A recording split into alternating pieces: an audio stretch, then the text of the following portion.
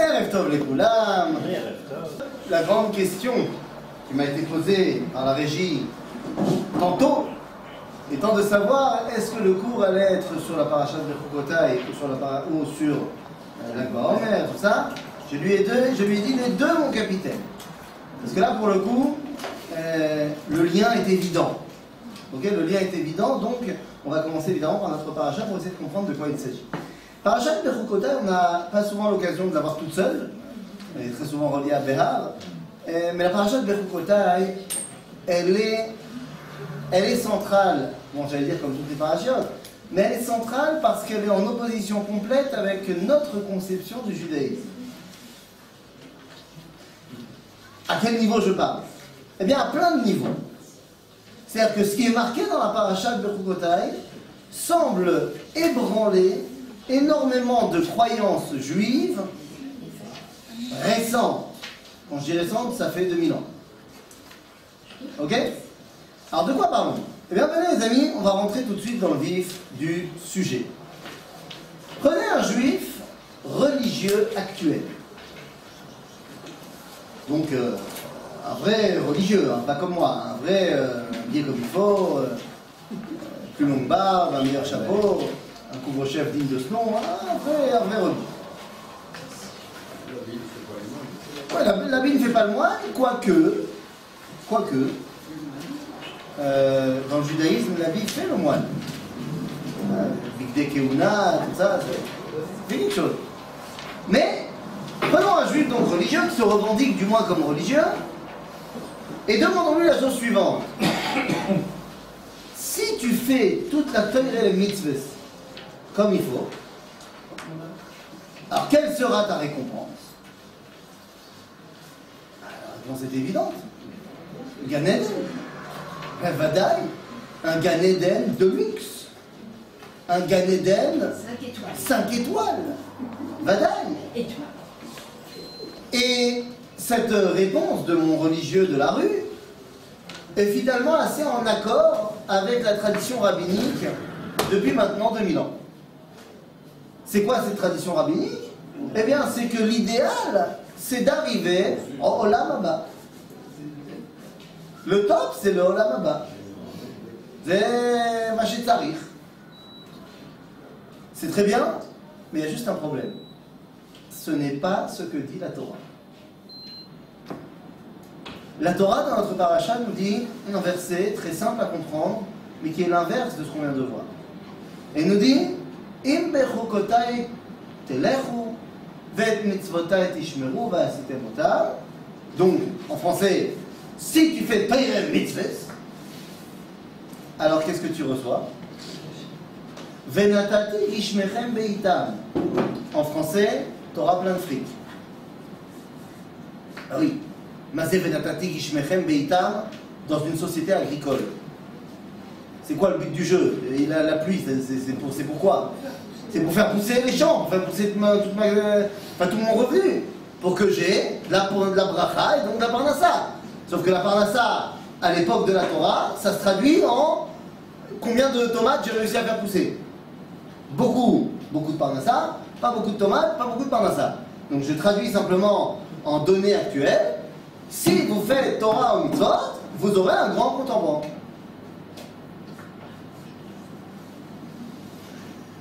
Aftacha de la Torah. Et elle est où la promesse d'un Olam Haba 5 étoiles? Gam vegam. C'est Noaz. Tu sais pourquoi c'est Noaz? C'est comment on dit en français Noaz? Hardi.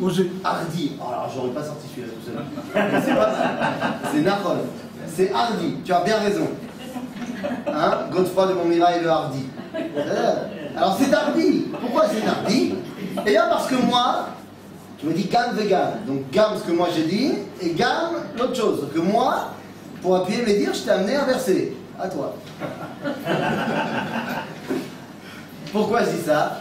Parce que nulle part dans la Torah, et nulle part dans le Tanakh, on nous parle du Olam Haba. Nulle part. Hein? Dans la Mishnah, Gemara, משהו אחר. J'ai dit, nulle part dans la Torah ou dans le Tanakh, on nous parle du Olam Haba. Donc c'est un peu compliqué. Parce que la Torah, du moins chez Birta, ne nous dit pas qu'il existe un Olam Haba. Alors oui, il y a un Olam Haba. Ça veut dire, la Mishnah nous dira qu'en Israël, Shlem Chelek l'Olam Haba. Donc ça veut dire qu'il y a un Olam Haba. En Baïa. Mais la question n'est pas est-ce qu'il y a un Olam Haba ou pas. La question est de savoir s'il y a un Olam Haba et qu'il est tellement important dans la tradition juive, pourquoi la Torah n'en a pas parlé? Hein? C'est une bonne question. Nous, à Slama. C'est pas son sujet, parce que c'est pas ce qui se passe. Quand même, un peu. Là, pour le coup, c'est un peu son sujet, tout de même. Alors, d'abord, il y a une réponse qui est, on va dire, une réponse technique donnée par le Talmud. Le Talmud nous dit Arotzel et Shaker Malchik Eduto. C'est celui qui veut mentir, il donne comme gage et comme preuve des choses que personne ne peut vérifier. Ouais, bien sûr, si tu fais bien exploser un bus avec des juifs, alors tu auras 70 vierges là-haut. Personne n'est là pour vérifier. Alors, moi j'ai essayé de vérifier les écrits et je pense qu'avoir trouvé la faille. Non, parce qu'en fait, c'est pas 70 vierges. C'est une vierge de 70 ans. Donc si on leur dit, peut-être que ça va les démotiver. On ne sait pas. On ne sait pas. Il faut essayer. Il faut tenter. Mais effectivement, si on te dit, si tu fais 1, 2, 3, 4, eh bien tu verras, dans 350 000 ans, tu recevras X. J'ai envie de te dire, au shekel, au chez l'autre. De toute façon, plus personne ne sera là pour vérifier, pour dire, ah ben non, tu nous avais promis que. Et donc la Torah vient nous dire, non, voilà, moi, je veux pas aller à Rik et doute. Et je dis non, moi, il y a des cabalotes. Direct, tu fais bien, il y a la pluie la saison prochaine, tu fais pas bien, il n'y a pas la pluie. Pas shoot. Donc ça, c'est un premier, mais c'est une raison technique. Il y a une raison beaucoup plus profonde qui est celle du Rambam. Le Rambam, dans le Moreh Nevuchim, va donner une autre raison, une raison très rambamistique. À savoir, pourquoi la Torah n'a pas parlé du Olam Haba? Parce qu'on ne peut pas comprendre de quoi il s'agit. Or, comme on ne peut pas comprendre de quoi il s'agit, la Torah n'en parle pas. Mais elle nous parle des moyens d'y arriver. À savoir, la chorma. La sagesse. Et donc, le Rambam va montrer toutes les fois où la Torah nous a dit d'être rachamim et d'étudier, d'essayer de comprendre, et machin, parce que c'est ça qui va nous permettre d'arriver au Olam Haba. Mais vu qu'on ne sait pas de quoi on parle quand on parle de Olam Haba, alors on n'en parle pas. Regarde, mais on ne sait pas de quoi on parle quand on parle du Olam Haba. Parce que la Gemara de Maseret Sanhedrin nous dit que Kol ha-Nevi'im nibu al yemot ha-Mashiach. Aval Olam Haba, ayn lo ra'ata Elohim zolatecha. Personne n'a vu, même en prophétie, ce que c'était le Olam Haba. Donc, nous dit le Rambam, on ne sait pas ce que c'est, donc on en parle. Ça, c'est l'avis du Rambam. Rabbi Yehuda Halevi, Besefer al-Kuzari, a un autre avis. Un autre avis complet sur le pourquoi dont on ne nous a pas parlé du Olam Haba. Pour Rabbi Yehuda Halevi, dans le Sefer al-Kuzari, les choses sont beaucoup plus simples. On ne nous a pas parlé du Olam Haba pour une raison très simple. On s'en fout. C'est lo chashuv. Lama c'est lo chashuv. Parce que de toute façon, comme Israël, je l'ai chelek l'Olam Haba. Donc c'est lo chashuv. Parce que ce qui est chashuv, c'est Olam Hazeh. Qu'est-ce que vous en pensez? C'est-à-dire quoi? Béhémet, ce qui est important pour le judaïsme, c'est pas? Oui, c'est l'enactif. On parle tout le temps de l'Olam Haba. Ah ben non, je viens de dire, non. On ne nous en parle pas tout le temps, la preuve, dans tout le Tanakh, on ne nous en parle pas. C'est quand même un minimum, je veux dire, c'est un argument quand même de poids. C'est-à-dire, on nous en parle tout le temps. Tu as raison. Mais quand? Après le Tanakh. C'est dans tout le Tanakh, qui est en fait le livre de la prophétie, Dieu n'a pas pensé que c'était important de nous parler du Olam Haba. Les rabbins vont en parler après. Mais il va falloir essayer de comprendre pourquoi. Un, pourquoi on n'en a pas parlé dans la Torah. Et deux, pourquoi les Chachamim, ils en parlent après. Alors pourquoi on n'en parle pas dans la Torah? Alors on a dit l'avis du Rambam, c'est parce qu'on ne comprend rien. Rabbi Yehuda, parce que c'est pas important. Parce que ça ne nous intéresse pas de savoir comment ça sera dans le Olam Haba. Parce que Mashiach Hashov, c'est Olam Hazeh. Et d'où Rabbi Yehuda Halevi sait que ce qui est important c'est Olam Hazeh. Il a une démonstration implacable. Il dit, la preuve que ce qui est important c'est Olam Hazeh, c'est que Dieu nous a mis dans Olam Hazeh. C'est une preuve implacable. S'il avait voulu qu'on développe quelque chose dans Olam Haba, il nous aurait mis dans Olam Haba. Oui, mais c'est un couloir pour aller C'est un couloir pour aller où? au Olam Haba. Donc, si déjà tu fais une métaphore, pourquoi est-ce que tu fais qu'une partie de la métaphore? Tu reprends les paroles de Ramchal, de Rabbi Moshe Chaim Luzzatto, dans la Hagdama du Messilat Yesharim, où il te dit que Olam Hazeh ou Prosdor, là, avec comment il s'appelle ça? Si on le Olam Hazeh on l'a appelé Prosdor, c'est-à-dire un couloir, à Olam Haba il l'a appelé comment? Traklin. Ok? Mazé Traklin. Le salon. Lounge. Le lounge. Donc ça veut dire que, est-ce que Olam Hazeh et Olam Haba font partie de la même maison? Bah oui. Le couloir et le lounge, c'est la même maison. Si on avait voulu te dire qu'il s'agit de deux maisons différentes, donc de deux mondes différents, on aurait dit Zé Prosdor, le Bait Echad, ve Zé Traklin, le Bait Acher. Non, c'est la même maison. C'est Oto Olam. Il y en a un qui est Hazeh et l'autre qui continue. Et c'est quoi la différence entre le Prosdor et le Traklin au niveau architectural? Ce n'est pas forcément la grandeur de l'un face à l'autre. Parce qu'il peut y avoir des prosdorim qui sont très grands. C'est quoi au niveau architectural la différence entre le Prosdor et le Traklin? C'est Plus long. Un plus long que l'autre. Non, pas forcément un plus long que l'autre. Zerat Ma'ava, l'or, la lumière, exactement. Prosdor, en or, Traklin, yesh or. C'est-à-dire, au niveau architectural de l'époque, on parle, ce sont des mots grecs. C'est-à-dire, dans le Prosdor, c'est pas là qu'on mettait les fenêtres. Les fenêtres sont dans le Traklin, c'est là qu'on fait rentrer la lumière. Alors évidemment que la lumière, elle pénètre également dans le Prosdor.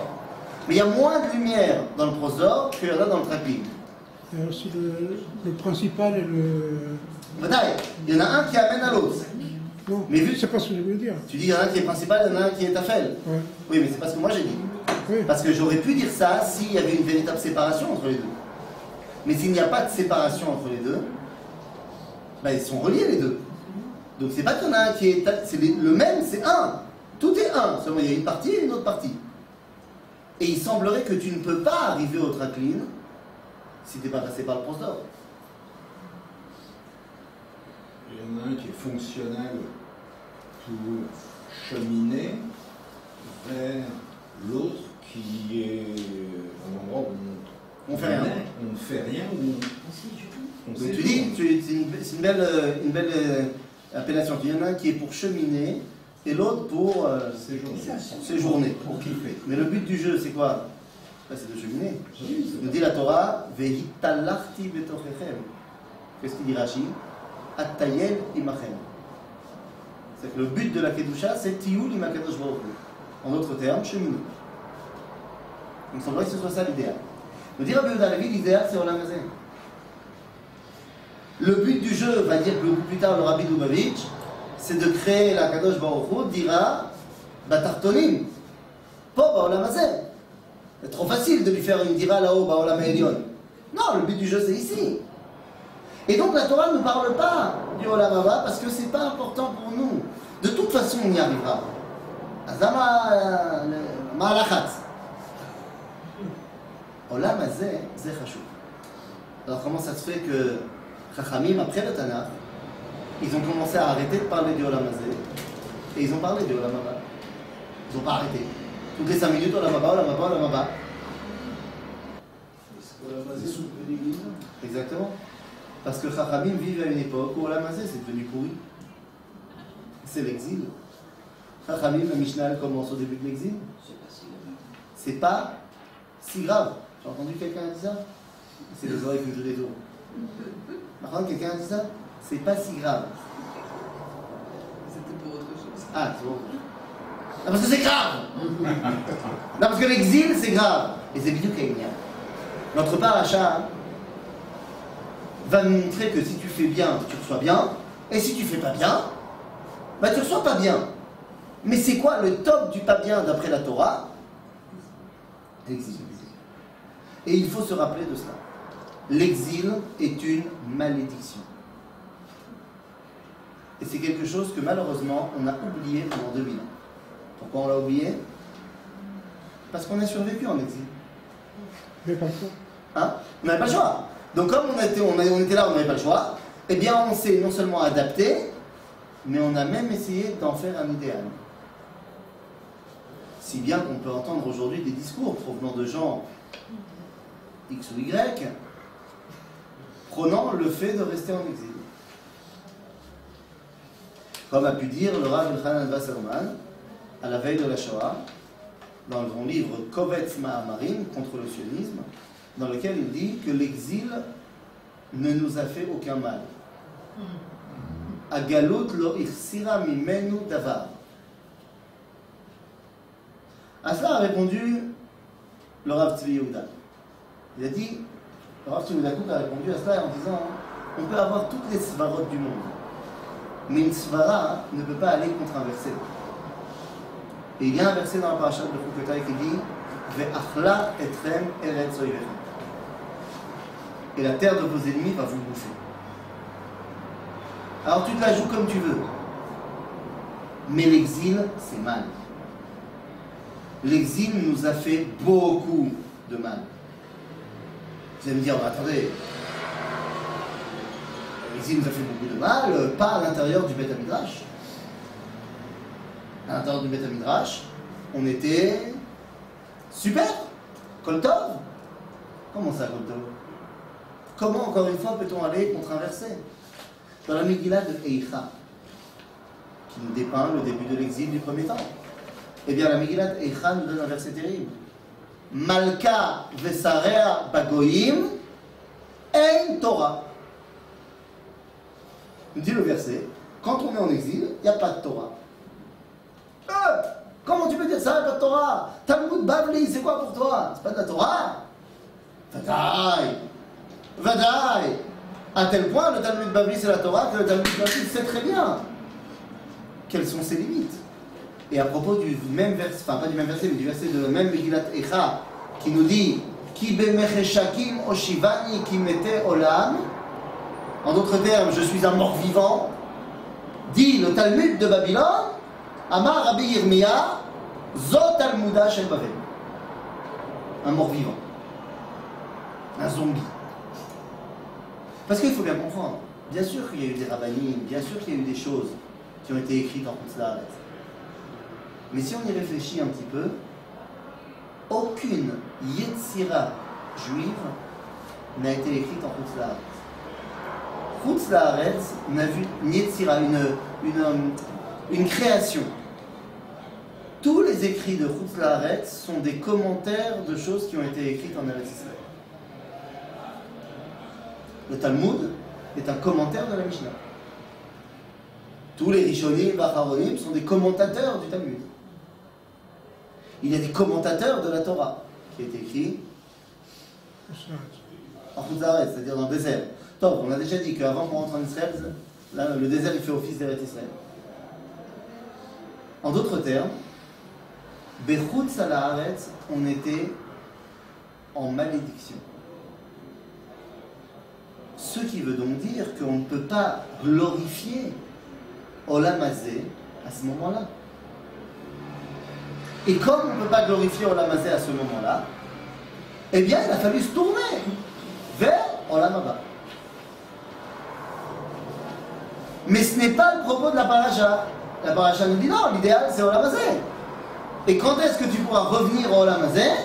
À la fin de la paracha.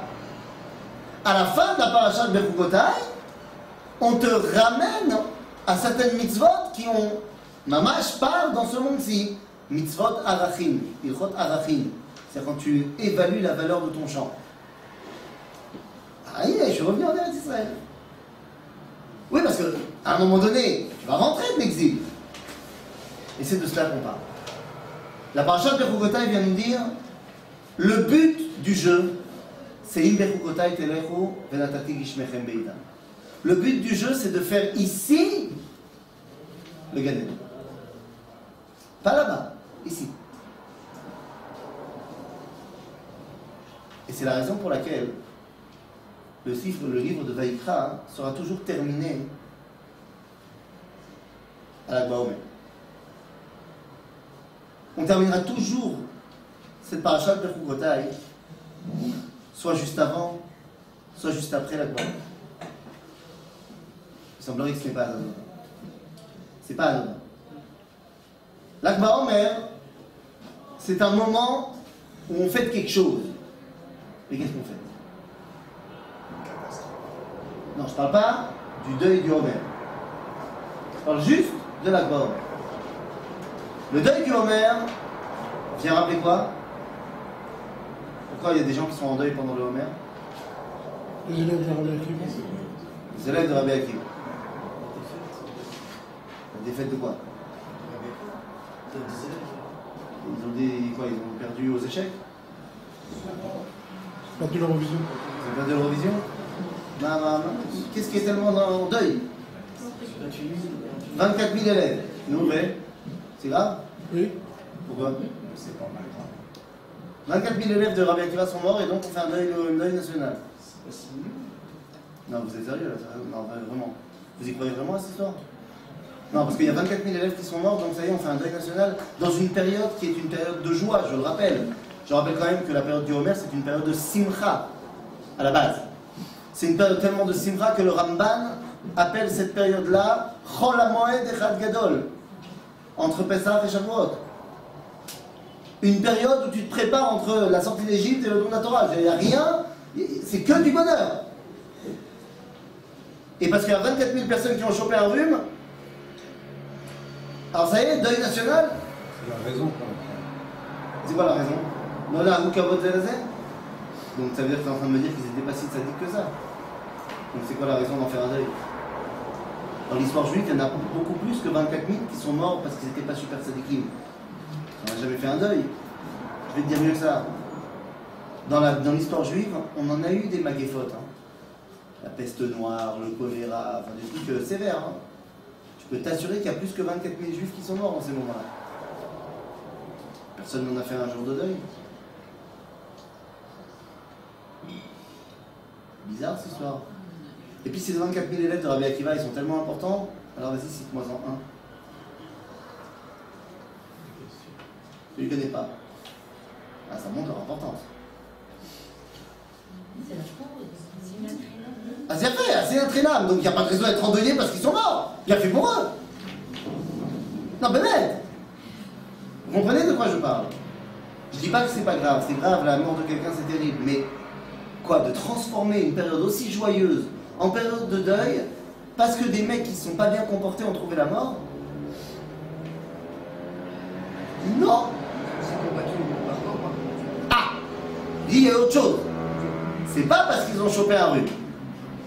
C'est parce que ces 24 000 personnes, plus le à peu près, parce qu'on est sur des H-Harod au niveau des. On est sur des estimations au niveau des historiens, donc c'est 24 000 plus à peu près 950 000. Parce qu'on est autour du million de morts hein, pendant la guerre de Bar Korba. Donc c'est 24 000 plus 950 000 juifs qui ont trouvé la mort. Ah ouais, non, c'est déjà autre chose. Ah là, c'est déjà autre chose. Là, on a élevé le niveau du deuil. Près d'1 million de morts dans la guerre de Bar Korba. Une défaite qui a été la plus dramatique qu'ait connue le peuple juif jusqu'à la Shoah. C'est la Shoah, ok, ça a gagné, ça a dépassé. Mais jusqu'à la Shoah, le plus grand drame qu'a vécu le peuple juif, c'était la guerre de Bar Korba. Et cette guerre-là, pourtant, au départ, était porteuse de tous les espoirs. La première année de la guerre, on battait les Romains. Et finalement, on a été submergés, et les Romains ont gagné, près d'1 million de morts, les débuts véritables de l'exil, puisqu'à partir de ce moment-là, les Romains ont fait des lois. Un juif n'a plus le droit d'habiter à Jérusalem. Un juif n'a plus le droit d'habiter dans n'importe quel endroit où il pourrait voir Jérusalem. Le fiscus judaicus, l'impôt juif, le fisc, qui avait été mis en place après la destruction du temple, mais pas vraiment respecté, est maintenant obligatoire. Sur les vestiges du Beth Amikdash, on construit un temple de Vénus, moyennement tsniout quand même. La ville de Jérusalem devient Aelia Capitolina. La Judée devient Palestina. Et c'est le début de l'exil. Ouais, à ce moment-là, je comprends qu'on fasse un deuil. Je comprends. Là, ça vaut le coup. Parce que même à ce moment-là, même si l'ona a Kavod Zebazé, l'homme chané, son nom a que du Shachem. Alors là, ça prend une autre tournure. Donc il y a de quoi faire un moment de deuil à ce moment-là. Mais attendez. Mais si le deuil vient parce qu'ils ont tenté de ramener l'indépendance au peuple juif, ça a raté. Mais qu'aujourd'hui, on a réussi là où ils ont raté. Et qu'au niveau de la Havat Israël, aujourd'hui, on est bien mieux qu'avant. Peut-être qu'il est venu le moment d'arrêter les minagim de deuil du Homer. Et de redonner au Homer toute sa période de joie, qu'elle a toujours été d'ailleurs. Bon, il semblerait que pour l'instant le grand rabbinat d'Israël n'ait pas encore entendu le cours, donc ils n'ont pas décidé, ils n'ont pas statué. Mais j'imagine que l'année prochaine, c'est bon, ils auront statué qu'on fera plus les minagim de deuil. Ça me paraît évident. Mais à Lag BaOmer, qu'est-ce qui s'est passé Lag BaOmer? Par rapport à l'histoire de Bar Korva, on nous dit que Paskou Milamout. C'est Paskou Milamout. Une pause. C'est quoi une pause? Les historiens romains, peut-être si tous, ils disent ce qui s'est passé. Il dit qu'au début de l'été, il y a une journée particulière où la 22e légion romaine est rentrée dans les terres de Bar Korva et il n'y a pas un seul légionnaire qui est sorti vivant. En une journée, une légion, c'est 20 000 hommes. On les a éclatés. Et Tacitus dit que les Juifs ont fait de cette journée-là une jour de joie, fêtée comme ça. Il semblerait que ce soit Lag BaOmer. D'ailleurs, c'est quoi le minag antique de Lag BaOmer avant qu'on fasse des feux un peu partout? L'arc et les flèches. L'arc et les flèches. Dans les chronotes Harédiot, vous verrez des petits gosses qui jouent aux arcs et aux flèches. Tu leur demandes pourquoi? Ils te disent quoi? Si, ils te donnent un truc incroyable. Genre un truc qui montre que tu as décidé de laisser ta logique au vestiaire ce jour-là. Ils te disent Zebisrout Rabbi Shimon Bar Yochai. Il dit ma cachère. Il dit quel? La Gemara dit que Rabbi Shimon, il était tellement grand que Beyamav Lon Niraata Akeshet. C'est-à-dire que, vous savez ce que c'est que la Keshet Be'anal, l'arc-en-ciel? Ça montre que Dieu il était un petit peu énervé contre nous, mais il se rappelle de l'alliance qu'il a fait au début. Et donc on te dit, Rabbi Shimon était tellement grand que de son temps, on n'a pas vu l'arc-en-ciel. En souvenir de ça, on tire à l'arc. Ben non, en souvenir de ça, on doit planquer tous les arcs. C'est-à-dire, si on n'a pas vu l'arc-en-ciel, ben le truc... Non. La raison pour laquelle on joue aux arcs et aux flèches, nous dit le Pnei Yoshua, le Gdolei Chassidut, c'est qu'aider la mettre de Bnei Yehuda Keshet. Pour apprendre aux Juifs à se battre. Parce que ça n'a pas réussi à l'époque, mais Bezrat Hashem, un jour on va réussir. C'est ce que dit David dans l'espèce de son Shaoul. Non, la mettre Bnei Yehuda Keshet. C'est ça le verset. Vidéo. C'est-à-dire que le but du jeu, c'est d'apprendre aux Juifs à maîtriser quoi? L'art de la guerre. L'art de la guerre, viens on extrapole, Olam Hazé. À redevenir, pas le patron, mais à redevenir acteur, Olam Hazé. Lag BaOmer, c'est Rabbi Shimon Bar Yochai. C'est sa Iloula. Mais vous connaissez l'histoire de Rabbi Shimon, Nachon? Pas besoin de vous rappeler toute l'histoire de la grotte. Vous connaissez l'histoire, Nachon? Ouais, c'est bon. Pourquoi il est parti de la grotte? Pourquoi il est parti dans la grotte? Il était poursuivi par les Romains. Poursuivi par les Romains. Mais au début, il n'a pas été dans la grotte. Au début, il a été se cacher avec son fils au Beth Midrash. Et à un moment donné, quand les affiches dans les villes Wanted avec la tête de Rabbi Shimon était marqué en dessous $100 000, mort ou mort, eh bien, il a dit que la pression était plus grande, on ne peut plus rester là. Pourquoi on ne peut plus rester là?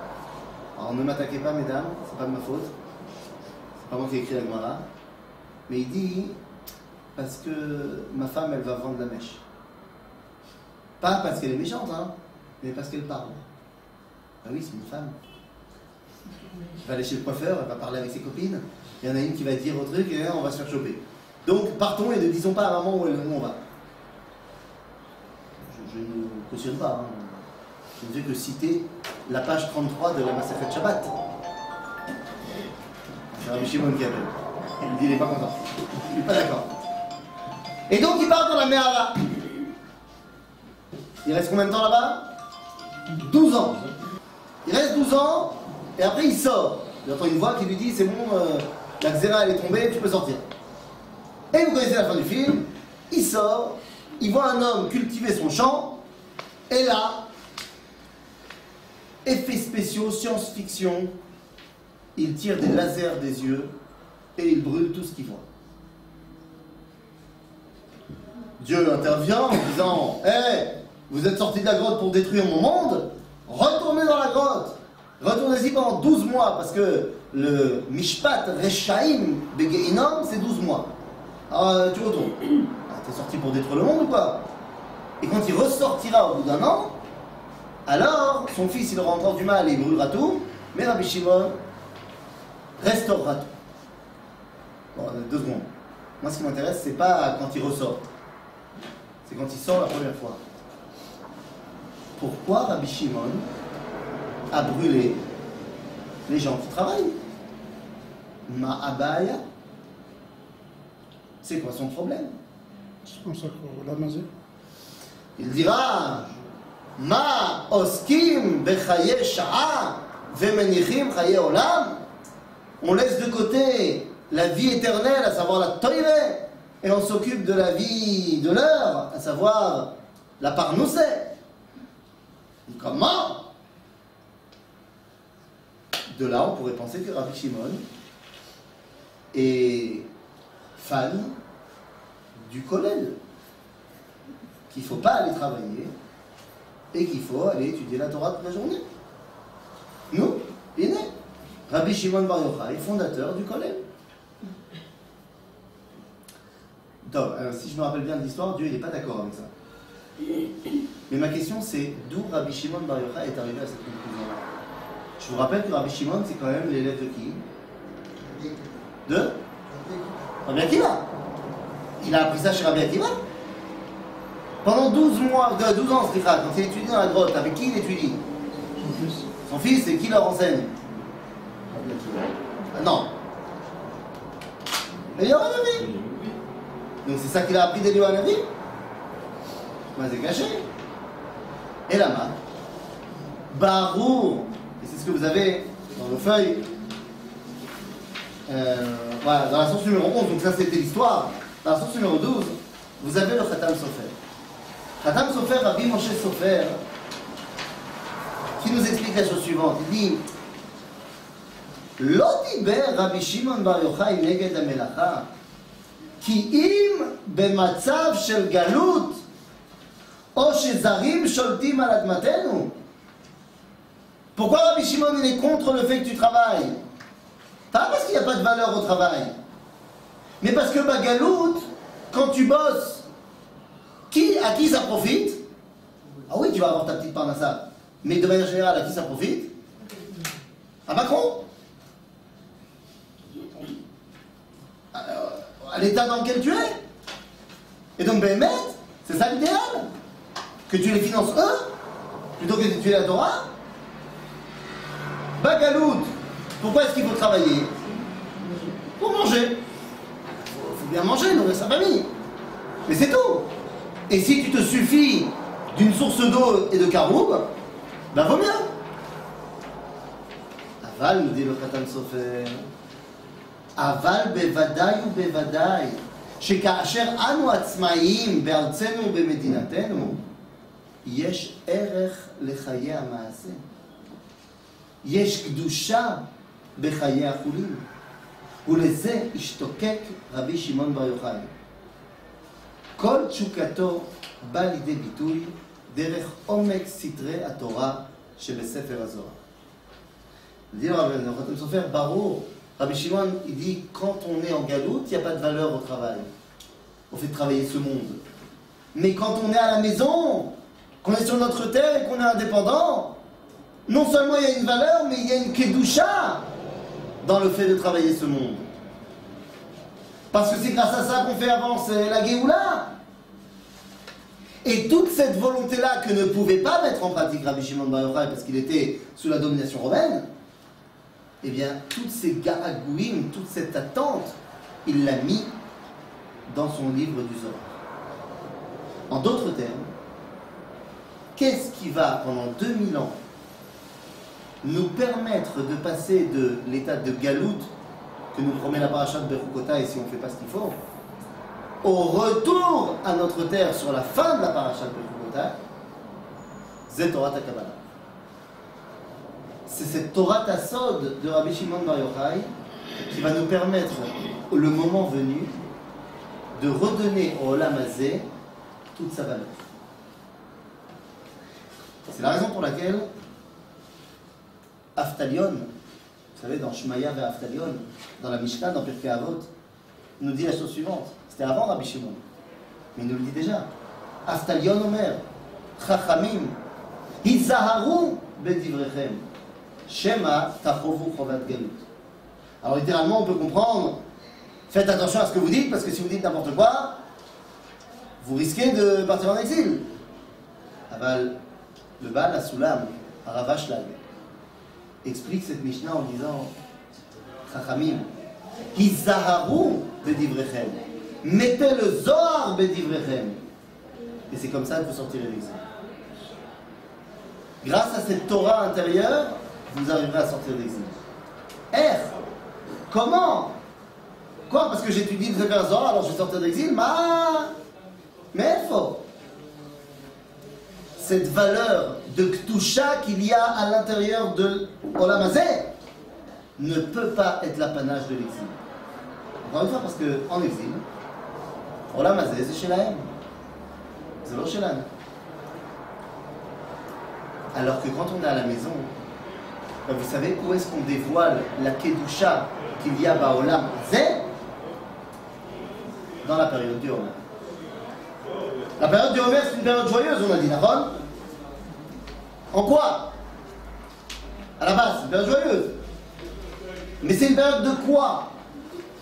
On a dit préparation entre Pessah et Shavuot, croyez. Elle s'appelle comment cette période? Homer. Ça veut dire quoi? Qu'est-ce qu'on fait pendant cette période? Quoi? L'orge? L'orge. On fête la gerbe. Cette phrase sortie de son contexte pourrait être mal interprétée. Qu'est-ce que ça veut dire on fête la gerbe d'orge? Qu'est-ce qu'on fait? Sfirat HaOmer? Ou Sfirat HaOmer? Mais ça sert à quoi? Pas Parnassa. Hein? Non, j'ai pas compris. À la base, il y a un truc en Bretagne qui s'appelle Korban HaOmer. Oui, mais ça c'est un jour. Et alors? Non. Pourquoi pendant cette semaine tu dois fêter Korban HaOmer? Qu'est-ce que tu fais pendant cette semaine, rappelle-moi? Je compte. Tu comptes quoi? Les jours. Les jours qui te séparent de quoi? De rien du tout. De rien du tout. Il n'y a pas écrit Shavuot dans la Torah. On dit de compter 49 jours, c'est un but en soi. Arriver à quoi? Pour arriver à Tzeret qui est... À Shavuot? Non, il n'y a pas écrit Shavuot. Non, comme ça, à Tzeret. Ouais. Si le but c'est d'arriver à Tzeret, alors il aurait fallu dire Ayom, le premier jour, Yom 49 Yamim Ada Atzeret. Le deuxième jour, tu aurais dû dire Ayom 48 Yamim La Atzeret. Et tu aurais dit un compte à rebours jusqu'à arriver à Atzeret. Mais c'est pas le cas. Tu fais Ayom 1, 2, 3, 4, 5, les mains.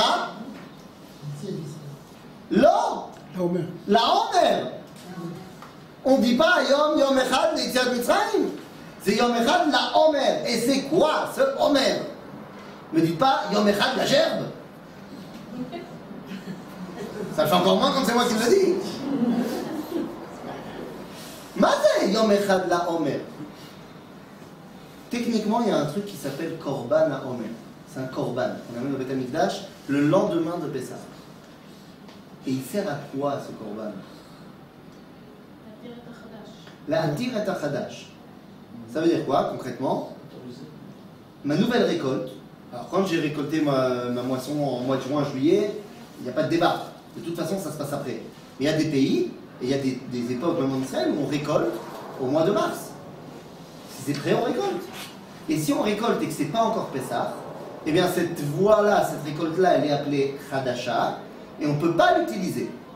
Il faudra attendre le deuxième jour de Pessah, le Korban HaOmer. En d'autres termes, le Korban HaOmer, c'est le Korban qui permet d'utiliser ce monde. C'est le début, voilà, top départ d'utilisation de ce monde cette année.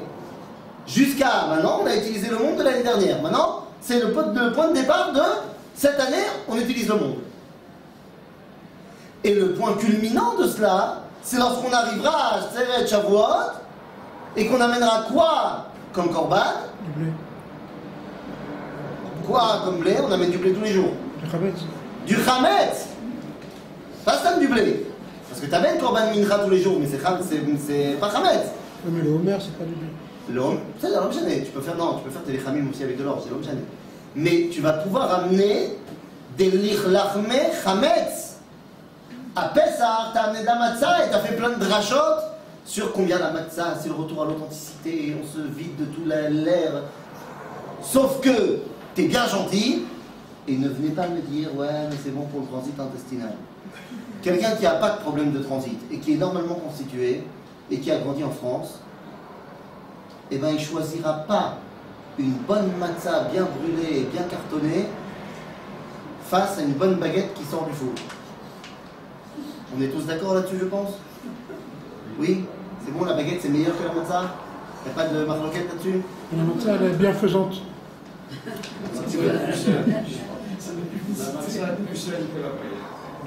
J'ai parlé, ne commencez pas avec vos problèmes de transit. Qu'est-ce qui est meilleur? La matzah ou la baguette? La baguette traditionnelle qui sort du four, qui craque quand tu fais comme ça. Non moulé. Hein? Non moulé. Non moulé, évidemment. En bataille. Arriver à la baguette, bien sûr que c'est mieux. Mais ça, c'est pas la baguette seulement. C'est la question qu'avait posée Tournus Rufus à Rabbi Akiva. Qu'est-ce qui est mieux, les maasim d'Akadosh Baruch Hu ou les maasim de l'homme? Rabbi Akiva avait dit bien sûr les maasim de l'homme. Akadosh Baruch Hu nous a donné du blé. Nous, on en a fait du pain. Qu'est-ce qui est mieux? Un grain de blé ou du pain? Maintenant, du pain. Donc, il est évident que l'idéal, c'est de prendre la mazée et d'en faire quelque chose d'extraordinaire. Et ça, c'est Sfirat HaOmer. Maintenant, le problème, c'est que quand est-ce qu'on commence la Sfirat HaOmer? C'est-à-dire, quand est-ce qu'on commence la Ktsirat HaOmer? Quand est-ce qu'on commence Sfirat HaOmer? Quand? Quand? À la fin, Le deuxième jour de Pessah. Quand? Le soir. Seulement le Korban HaOmer, on l'emmenait quand? Le matin. Donc qu'est-ce qu'on faisait avant d'amener le Korban? On allait couper l'orge. Ce qu'on appelle Tsirat HaOmer. Le fait de couper l'orge. Ça, on le faisait Motzae Pesach Rishon, le soir, à la fin de la première fête de Pessah. Comment ça marchait? Eh bien, les Kohanim sortaient du Beth Amikdash, allaient dans le champ à côté, qui était réservé à ça, et c'était tout un tekes. Et plein de monde qui venait voir ça. Il y avait un Kohen qui venait. Le Rambam nous explique, dans la source numéro 15, dans les Chot Midi Moussafim, il nous explique comment ça marchait. Le Kohen, il arrivait, et il disait, c'est bon, il fait nuit. Et tout le monde répétait, il fait nuit. Et après, le Kohen il disait, voilà, j'ai ramené la faucille, c'est avec celle-là que je dois couper. Et tout le monde disait, ouais, c'est avec cette faucille. Le marteau. Et après, il dansait la carioca. Il disait, c'est bon, vous êtes prêts? On est prêts. À ce moment-là, le Rambam rajoute et dit, et si c'était Shabbat, c'est-à-dire si Pessah tombait jeudi, soir, donc Motzei, Pessah c'est quand? Vendredi soir. Hein? C'est quoi? Ça peut pas. Oui, ça peut pas. Quand on fait un calcul de calendrier qu'on met sur le frigidaire depuis 2000 ans. Mais quand on était Posek, Rosh Chodesh al Pi Hareïa, Quand on voit l'adulte, ça peut être n'importe quand. Et donc ça peut tomber n'importe quel jour. Donc, à ce moment-là, le Rambam dit Ve'im haya Shabbat. Avant de couper, il disait Shabbat ayom. Pour être bien sûr. Et tout le monde disait ouais, c'est Shabbat. Vas-y, coupe. Et il coupait. Je sais pas si on a le droit de l'Iktsor, le Shabbat. Non. C'est Chilul Shabbat de Horaïta. C'est le mazal d'abord. Les Tzdukim, les Sadducéens, ils ont une grande marloquette avec nous sur ça.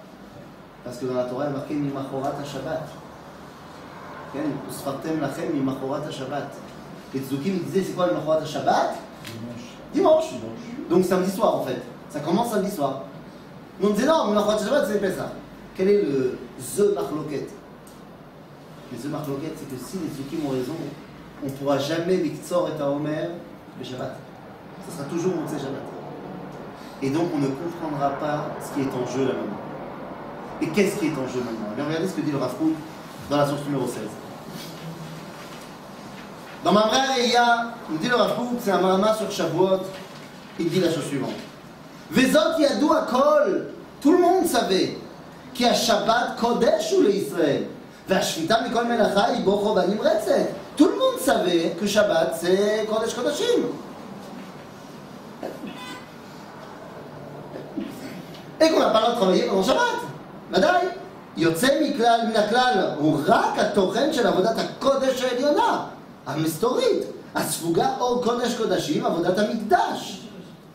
Et tout le monde savait, donc on n'a pas le droit de travailler pendant Shabbat, que le seul יוצא מן הכלל, le seul exception, c'est dans le בית המקדש. On fait les korbanot et tout ça pendant Shabbat. C'est בסדר. אבל מי יהין לחשוב? Mais qui aurait pu penser? שתהיה החקלאות קשורה בקשר אמיץ עם עבודת הקודש העליונה הרזית השמימית. Mais qui aurait pu penser que l'agriculture, bon, à l'époque de la Torah, l'agriculture c'est 99% de la population. Donc viens, on traduit ça en actualité. L'économie. L'économie, ouais, quelle qu'elle soit. High-tech, le tertiaire, l'industrie, l'homme chané. Qui aurait pu penser que cela, l'économie, et Kshura est relié dans un lien profond avec Avodat Hamikdash. Yadou Akol ki Asura Ikol Avodah V'Kol Melacha B'Shabbat. Tout le monde savait qu'on n'a pas le droit de travailler pendant Shabbat. Ou Bacharish ou Bakatzir Tishbot, il y a marqué dans la Torah. Il faut s'arrêter de faire les travaux agricoles B'Shabbat. ואיך יכול הקורבן הבא החל חרש בקרמה להיות דוחה את השבת? Et comment est-ce qu'on peut dire que ce korban-là de Omer transgresse Shabbat? אם לא הרמז הגדול שיש כאן, כי החקלאות הארץ-ישראלית בישראל, יסוד יישובו בניין נחלתו, נמשכת היא ממקור הקודש באומה קדושה זו. Parce que tu dois comprendre que l'économie du peuple juif en terre d'Israël, qui lui permet de construire son pays, c'est Kodesh HaKodashim. C'est Bet HaMikdash. Et donc, on dit le Rav Kook, ואם כי כל העבודה החקלאית בגילויה והתמשכותה המעשית הרי היא מכלל מלאכת החול ואסורה בשבת, אבל הקורבן של חגיגת ראשית הקציר מאחר חירש בקמה מוכרח להיות עולה למדרגת הקודש של הציבור הקבוע הדוחה את השבת. ואז האומה יודעת בכללותה איך למצוא את אישון עינה, את קודשיה כולם, את דבר השם אשר עמה, את התורה ואת המצוות שהם חיי סגולתה. קורבן העומר, c'est pas tous les Shabbats j'ai le droit de couper mon orge, ouais c'est bon, c'est la Kedusha, non, non. C'est le premier travail de l'année qui me permet d'utiliser ce monde. Eh bien il fallait que tu saches que ça, c'est à Kodesh HaKodashim. C'est Bet HaMikdash. Donc c'est Doré Shabbat. Il fallait que tu saches que quand tu es chez toi en Eretz Israël, développer ce monde, c'est pas seulement pour avoir à manger et donner à manger à sa famille. Aval c'est Kodesh. Développer ce monde, c'est faire de ce monde un endroit où Dieu se dévoile. Et c'est le propos de la parasha de Bechukot. Si tu fais pas ce qu'il faut, tu seras en exil et tu sais ce que tu se passeras en exil, mais tu pourras pas développer ce monde. Aval, si tu es à la maison, alors tu auras une mitzvah de développer ce monde. L'Akba Omer, Mazé, l'Akba Omer, c'est le moment où tu prends conscience d'une chose. C'est le moment où tu prends conscience que maintenant il est temps de réinsuffler une vie dans ce monde. Oui, une question? Une question qui est... Alors ça voudrait dire qu'on a le droit de travailler Shabbat en Eretz Israël? Justement, je dis non. Pourquoi on n'a pas le droit? C'est ce que le Rav dit. Parce que quand toi et moi on travaille Shabbat, c'est toi et moi qui travaillons Shabbat. C'est-à-dire c'est au niveau individuel, j'ai envie de faire plus de business. Seulement, quels korbanot sont permis au Beth Amikdash pendant Shabbat? Uniquement les korbanot Tzibour, ce qui élève l'entité collective tout entière. Si moi j'ai envie d'emmener un korban perso au Beth Amikdash, je ne peux pas l'amener pendant Shabbat. C'est-à-dire, donc moi qui travaille tout seul le Shabbat, c'est moi qui travaille tout seul, c'est mon problème et c'est moi qui fais ma Avera. Et tous les avodot à Tzibour ne sont pas aussi permis pendant Shabbat. Seulement la première qui va lancer le fait de développer ce monde, celle-là on la relie au Beth Amikdash. Pour que tu saches que ce que tu vas faire mardi, mercredi, jeudi, c'est Kodesh. Ne pense pas que ce que tu fais mardi, mercredi, jeudi, ça n'a pas une dimension de Kedusha. Si, ça a une dimension de Kedusha. Pourquoi? Parce que la première avoda pour le peuple juif tout entier, c'est-à-dire Ksirat HaOmer, c'est Dochesha. Ok? Et de la sorte, eh bien, la paracha de Bechukotai et l'Akba Omer sont un appel à faire de ce monde-ci Kodesh à Kodesh. Si on a compris cela, alors on peut arriver à Chag Shavuot. Et c'est pour ça que le Chag Shavuot ou Bezeh Ani Omed, c'est pour ça qu'à Chag Shavuot on lit quoi comme Megillah? Ruth. Il y a plein de raisons pour lesquelles on lit Megillat Ruth. Ce soir, je vais vous donner une, à cause d'un verset. Vayochal Boaz Vayesht, Vayitav Libo, Vayelech Lishon El Ksea Arema. On parle de quoi? On parle de Boaz qui a fini sa récolte, puisque la Megillat Ruth se passe au moment des récoltes. Et on nous dit de Boaz, je vous rappelle que Boaz c'est quoi en termes de peuple juif? Manik. Gdol Ador, Ashofet, Amanik, Agadol, Anavi. Qu'est-ce qu'on nous apprend sur le Gdol Ador? Il a mangé, il a bu, il était content, et il était dormi à compter de l'argent. T'en fais pas que nos sages dans le Talmud, ils ont mis des ajouts dans le verset. Vayochal Boaz Vayesh le Shiurim. Kedei litrayev bebirkat Hamazon. Vayitav libo bedivrei Torah. Il a dit comme ça un vort, comme ça. Et après, il a été dormir, mais pas trop, histoire de se lever pour faire la tefila et tout. Honnête. Rav qu'il explique. Il dit ce que dit Srazal, c'est fait. Jean Bayahat. C'est pas marqué dans le verset. Et il nous dit donc le Rav que Srazal ont traduit à une époque post-Tanachique, c'est-à-dire post-Kdusha Ba'olam Hazeh, c'est-à-dire post-Nevuit, ce qui était marqué dans le verset. Qu'est-ce qui est marqué dans le verset? Vayochal Boaz Vayesh. Boaz a mangé et il a bu. Vayitav Libo. Et il a kiffé. Bedivrei Torah, nous dit Srazal, dit le Rav Kook. Quel? Alors c'est quoi le Divrei Torah qu'a dit Boaz? Shehem ha'achila ve'ashkiya atzmam. Quand Boaz il mange, c'est un Dvar Torah. Quand Boaz il boit, c'est un Dvar Torah. Boaz il n'a pas besoin de dire un Dvar Torah. Boaz il est un Dvar Torah. Quand il fait des choses de tous les jours. En d'autres termes, Boaz il nous dévoile que l'idéal, c'est que quand tu vas étudier la Torah, tu dévoiles la Torah. Nachon, mais ça c'est pas un chidouche. L'idéal, c'est que quand tu vas au travail, tu dévoiles la Torah. Que quand tu vas dans le bus, tu dévoiles la Torah.